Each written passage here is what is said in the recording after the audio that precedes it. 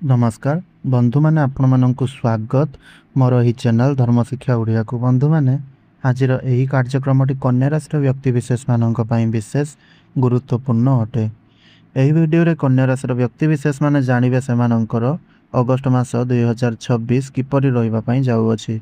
August मास 2026 रो मासिक राशिफल विषय रे कन्या राशि व्यक्ति विशेष माने एही वीडियो रे जानिबे। एहा सहित आपण मानकर नवग्रह मानकर स्थिति किपरि रहुछि एवं आपणकर स्वास्थ्य शिक्षा प्रेम जीवन वैवाहिक जीवन भाग्य क्यारियर बेपार वाणिज्यर स्थिति किपरि रोचे ताहा संपर्क में जानवे।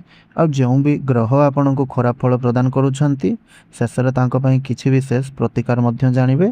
सेथिपई भिडियोटी को शेष पर्यंत निहाती भाव देखंतु एवं चैनलटी नुआ थिले चैनलटी को सब्सक्राइब कर नियंतु। एही भली वीडियो जदि भल लागुछि देखिया पई ताहले वीडियोटी को लाइक करंतु एवं तळे कमेंट बॉक्स रे जय श्री गणेश निश्चय रूप में लिखि दिंतु एवं भिडियो को अन्य मान साथी शेयर निश्चय रूप में करूँ। तेरे बंधु मैंने आउ डेरी नक चलतु जाना आपण मानकर नवग्रह मानकर स्थिति किपरि रहुअछि। तो आपणकर एकादश घरे सूर्य अवस्थान करिसेंती आउ से 17 अगस्त पर्यंत अवस्थान करिसेंती।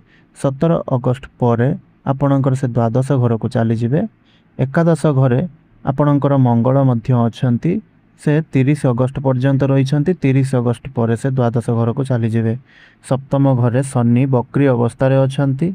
षष्ठ घरे राहु अवस्थान करिसेंती। द्वादश घरे केतु अवस्थान करिसेंती एवं एही मासरे बुध एवं शुक्रंकर राशि परिवर्तन हेबाकु जाउछि। दशम घरे देवगुरु बृहस्पति अवस्थान करिसेंती। आउ चंद्रमा से प्रत्येक 2 दिन थरे तो निजर राशि परिवर्तन करिथांती। तबे बंधु माने यह तो थिला आपणकर नवग्रहर स्थिति। एबे आसंतु जानिबा आपणकर स्वास्थ्य किपरि रहिबो एही अगस्ट मास 2026 रे। तो अगस्ट मासरे कन्या राशि व्यक्ति मानक स्वास्थ्य मिश्रित रहिबो।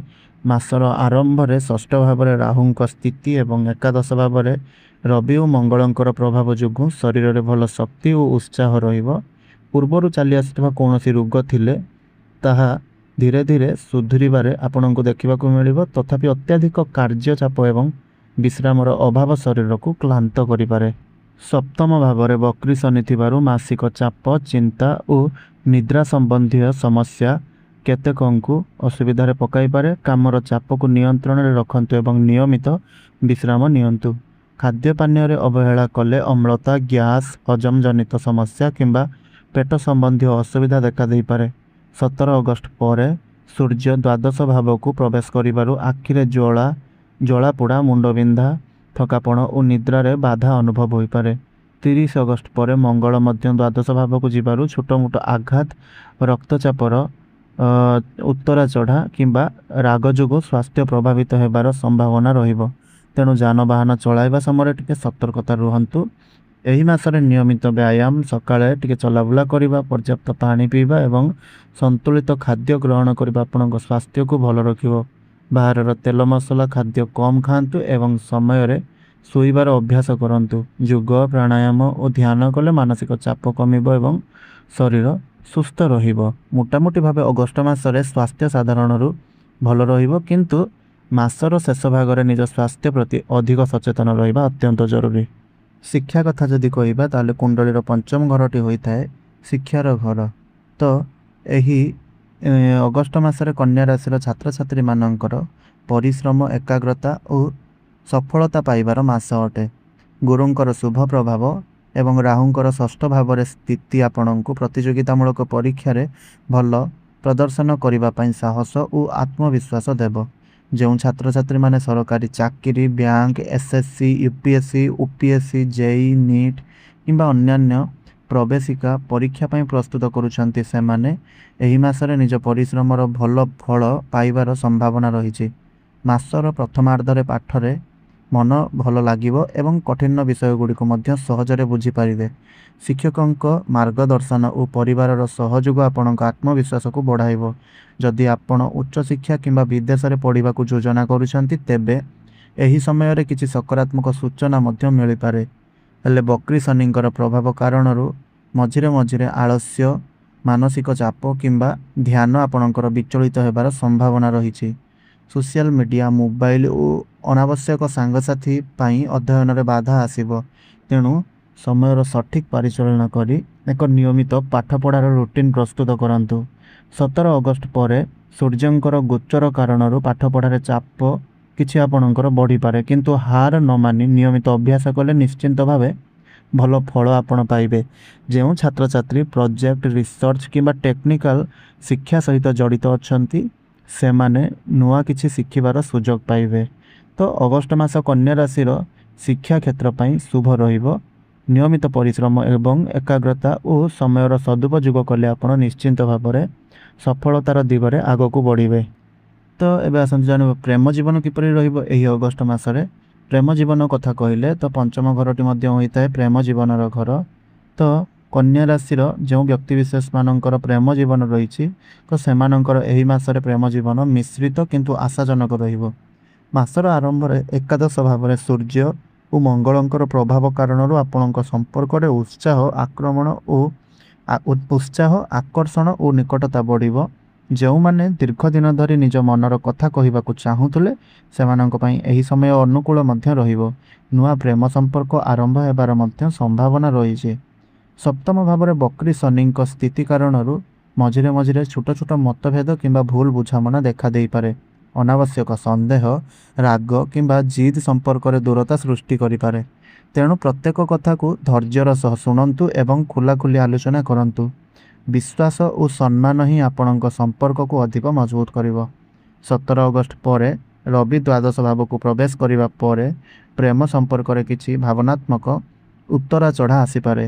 କାମର ବ୍ୟସ୍ତତା କିମ୍ବା ପାରିବାରିକ ଦାୟିତ୍ୱ ଯୋଗୁଁ ଜୀବନସାଥୀଙ୍କୁ ପର୍ଯ୍ୟାପ୍ତ ସମୟ ଦେଇପାରିବେ ନାହିଁ। ଏହି ସମୟରେ ଧୈର୍ଯ୍ୟ ରଖି ପରସ୍ପରକୁ ବୁଝିବାକୁ ଚେଷ୍ଟା କଲେ ସମ୍ପର୍କ ଆହୁରି ଗଭୀର ହେବ।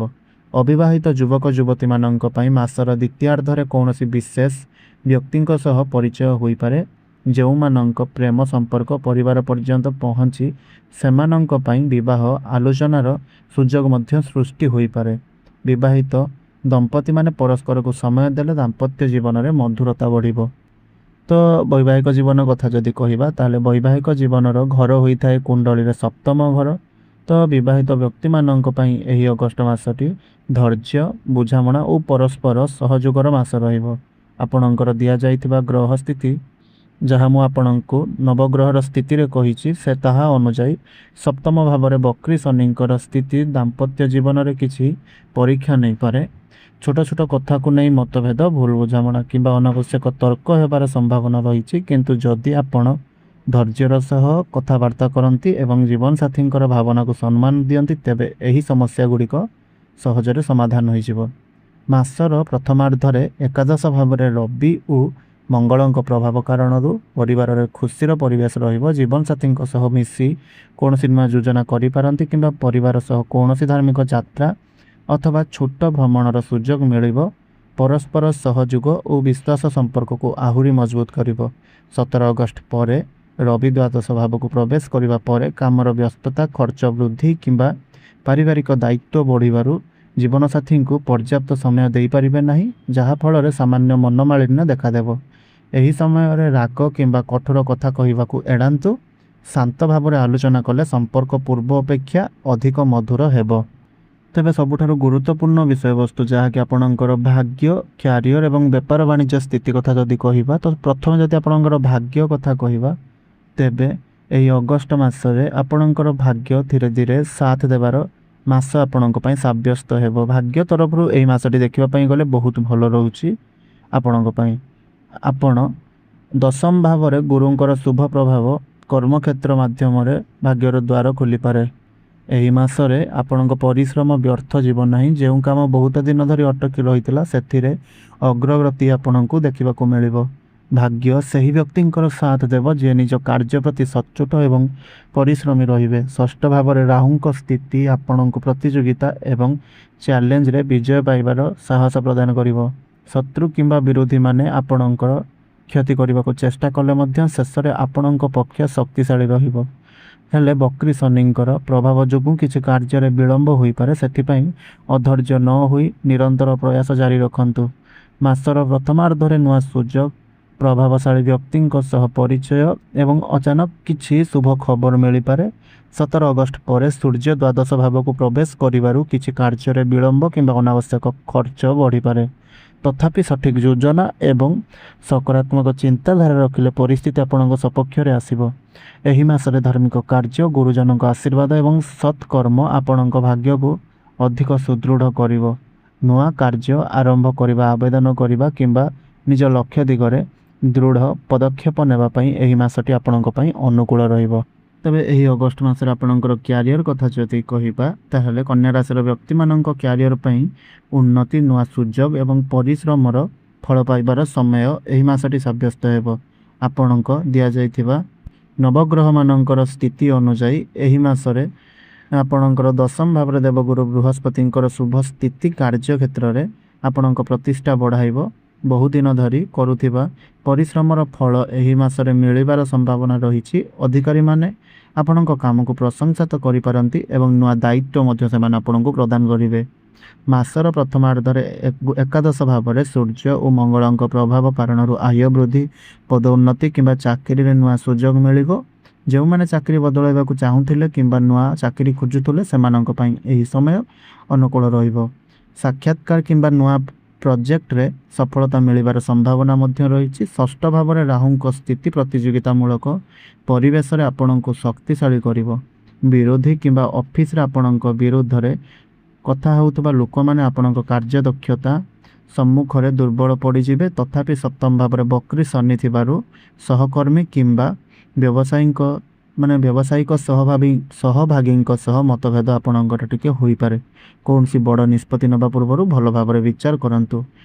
17 अगस्त पर सूर्य द्वादश भाव को प्रवेश करिबारु कामर चाप बढ़ी पारे एवं बाहर यात्रा किंबा ऑफिस संबंधी खर्च होई पारे। किंतु धैर्य एवं सठिक योजना सह काम कले सफलता निश्चय मिलिबो। व्यवसायी माने नुआ ग्राहक और नुआ चुक्ति लाभ पाइबे। तबे व्यवसाय कथा जदि कहिबा ताहले व्यवसायी मानक पई उन्नति लाभ एवं नुआ सुजोगर मास यह साब्यस्त हेबो। गुरुंकर शुभ स्थिति व्यवसाय रे स्थिरता एवं भल प्रगतिर सूचना देउछि।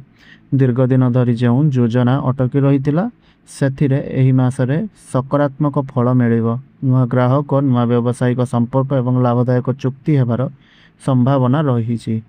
एकादश भाव में सूर्य और मंगलंकर प्रभाव जोगु आय वृद्धिर सुजोग मध्य सृष्टि हेबो। व्यवसाय रे अटकी रहितिबा टंका फेरी पाइबार एवं पुराना ग्राहकों सह संपर्क अधिक मजबूत हेबो। जो माने ऑनलाइन व्यवसाय होलसेल खुचुरा व्यवसाय किंबा सेवा क्षेत्र में अछंती सेमानंक पई एही समय विशेष लाभदायक रहिबो। सप्तम भाव में बकरी शनिंकर प्रभाव कारण पार्टनरशिप व्यवसाय किसी मतभेद किंबा निष्पत्ति नेबारे विलंब होई पारे। कौन सी नुआ चुक्ति किंबा बड़ प्रतिकार किछि बड़ विनियोग करने पूर्व समस्त कागजपत्र भल भाव जांच करंतु। आपण भावप्रवण हुई नुह बरं व्यवहार सुधारी व्यावहारिक भाव में निष्पत्ति नियंतु। मोटामोटी भाव अगस्त मास कन्या राशि व्यापार वाणिज्य शुभ रहिबो। धैर्य सठिक योजना बुद्धिमान निष्पत्ति माध्यम आपण भल लाभ नुआ सुजोग एवं व्यवसाय रे उल्लेखनीय सफलता हासिल करिपारिबे। तेबे बंधु माने यह थिला आपणकर अगस्त मासर मासिक राशिफल। तो एबे आसंतु जानिबा आपण मानक पई किछि विशेष प्रतिकार जहाँ आपणको एही मासरे खराब फल मिलुछि ताको टिके कम करिबारे आपणको सहाय्य करिवो। तो प्रतिकार स्वरूप प्रत्येक बुधवार दिन भगवान श्री गणेशंकर पूजा करंतु एवं ओं गं गणपतये नमः मंत्र को 108 थर जप करंतु। शनिवार दिन शनिदेव को तेलर दीप प्रज्वलन करंतु शनिदेव पाखरे एवं ओं सं शनिश्चराय नमः मंत्र जप करंतु। राहु और केतुंकर प्रभाव को शांत करने पाई माँ दुर्गांकर उपासना करंतु किंबा दुर्गा चालीसा पाठ करंतु। प्रत्येक दिन सकाळे सूर्य को जल अर्पण करंतु एवं आदित्य हृदय स्तोत्र किंबा गायत्री मंत्र जप करंतु। सबुज रंगर वस्त्रर व्यवहार बढ़ांतु एवं बुधवार दिन गोमाता को सबुज घास किंबा मुग डाली खाइबा पाई दियंतु। एहा द्वारा बुध ग्रहंकर कृपा आपण को प्राप्ति हेबो। तबे बंधु माने यह थिला अगस्त मासर मासिक राशिफल एवं किछि प्रतिकार संपर्क रे। धन्यवाद।